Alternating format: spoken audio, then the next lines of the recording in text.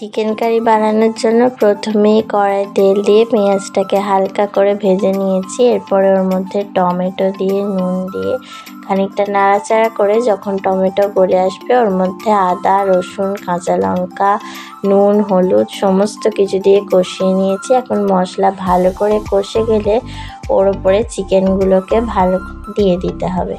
তারপরে দিয়ে দেওয়ার পর মশলার সমেত ভালো করে কষিয়ে নিতে হবে। তারপর আবার অল্প করে নুন দিয়ে আমি আবারও চিকেনটা কষিয়ে নিচ্ছি।